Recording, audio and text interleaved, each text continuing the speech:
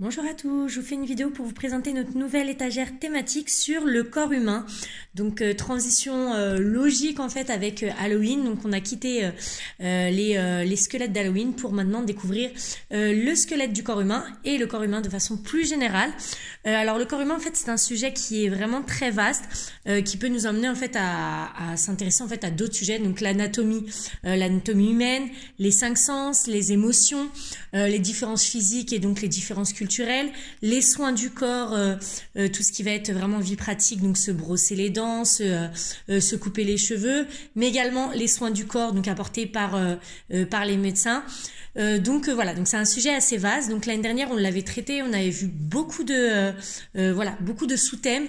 Là cette année on va faire un peu plus court. En fait, on va s'intéresser donc à l'anatomie humaine.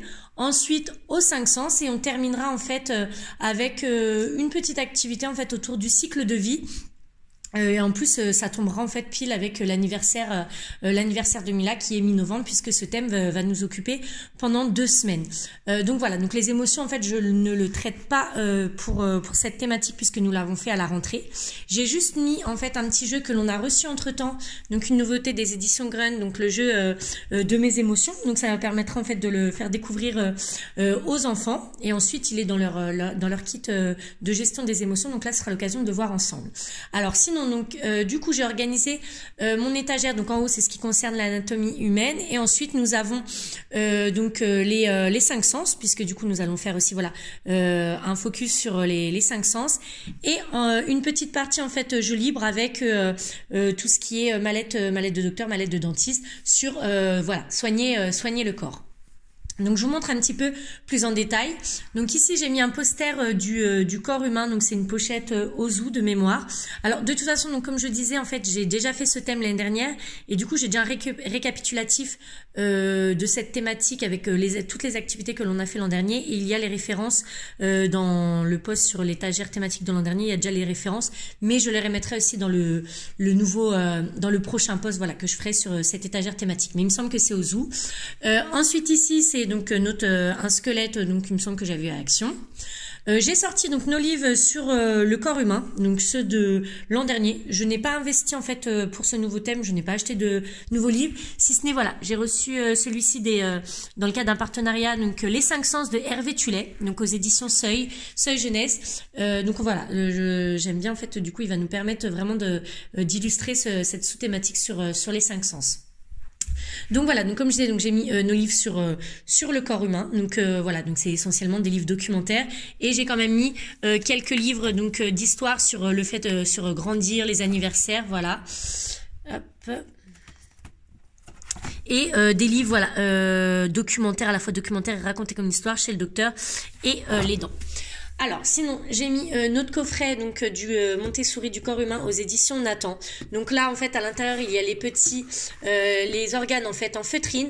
Donc voilà, soit faire pour les enfants faire de la mise en paire donc avec les cartes de nomenclature, soit les placer sur. Donc en fait, il y a un poster à l'intérieur avec voilà une petite fille. Donc replacer les organes au bon endroit.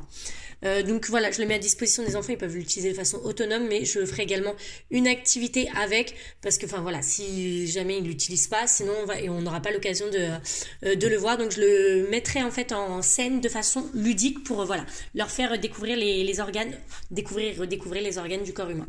Ensuite il y a ce puzzle donc des différentes couches du corps humain. J'ai également mis des petites figurines famille qui viennent du site Optoys, donc qui permettent en fait de voir en fait à la fois le cycle de vie et la composition en fait d'une famille. J'ai mis, donc ça fait partie du poster, c'est une pochette, donc c'est le puzzle, donc il y a un puzzle du corps humain, un puzzle également du visage, et il y a également les manias des cinq sens et des organes. Donc voilà, donc j'ai mis une petite boîte quand les enfants veulent enlever les organes et les sens pour pouvoir faire les deux puzzles entièrement sur le tableau. J'ai mis également des cartes de nomenclature des différentes parties du corps humain. Donc de mémoire, ça vient du blog Maman dans les nuages. J'ai également donc créer en fait, alors j'ai acheté, donc le seul investissement que j'ai fait pour ce thème, donc c'est ce mannequin en bois.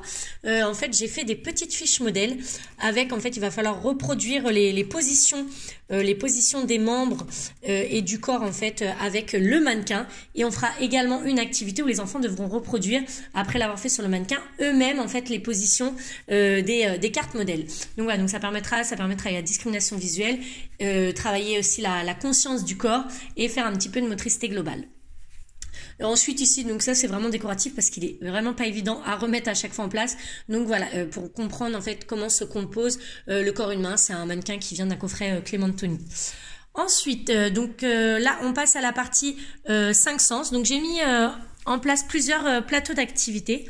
Donc ici, ce sont des plateaux d'activité pour travailler le sens tactile, ici avec ce loto tactile qui vient de, je sais plus, de Hoptoys de mémoire, oui, de Hoptoys. Et ici, pour travailler le sens stéréognostique, donc en fait, donc ça vient de Wish, donc c'est une boîte cherche et trouve. Donc ici, les enfants, voilà, choisissent plusieurs, donc soit ils peuvent tous les choisir, soit ils peuvent en choisir que quelques-uns, parce que sinon ça risque d'être compliqué à trouver.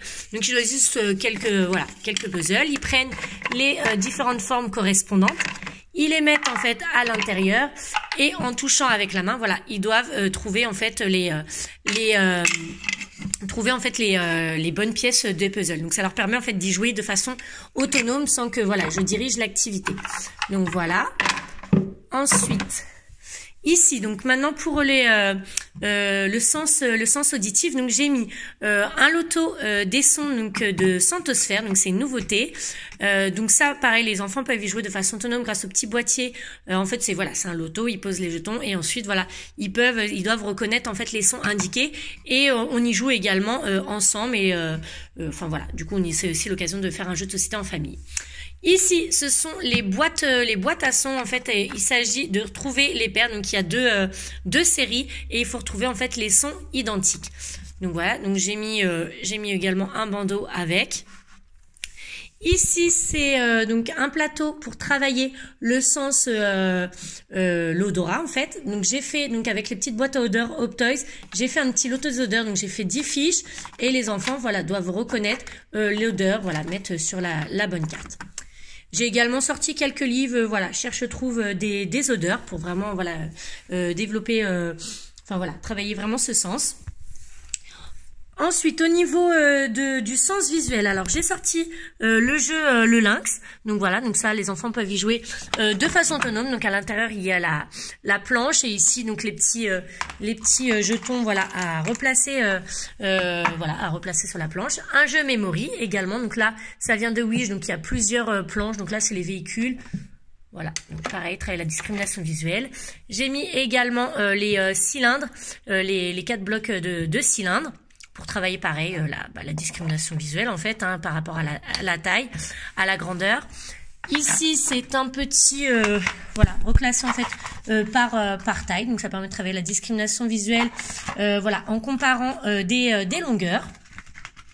Et j'ai également mis des petites fiches que j'avais fait l'an dernier, voilà, des petites fiches qui permettent de jeu d'optique en fait. Voilà, quand on retourne en fait on voit un autre alors je sais plus trop, voilà, mais il y en a plusieurs, je les avais sortis l'année dernière et je sais que Mila avait bien aimé, donc je les ai remis en place. Ensuite, donc comme je disais, donc pour le jeu libre, donc j'ai sorti donc les mallettes de dentiste, les mallettes de docteur, les petits livres qui vont avec. Donc il y a également je vais mettre également des pansements, enfin voilà, il y a une boîte de pansements, ça leur permet de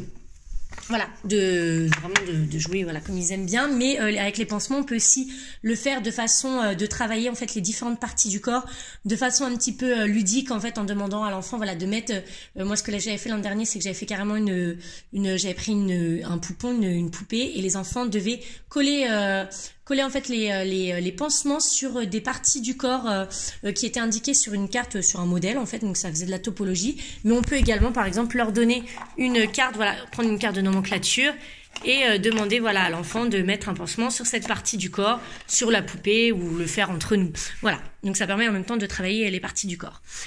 Et ici, un petit jeu, voilà, Madame Patate, qui permet de travailler la conscience du corps et en même temps, surtout, voilà, la motricité fine. Ça permet de faire un petit peu de motricité fine avec les petites pièces à insérer.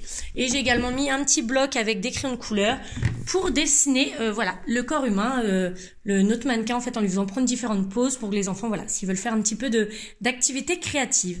Donc voilà pour cette étagère thématique.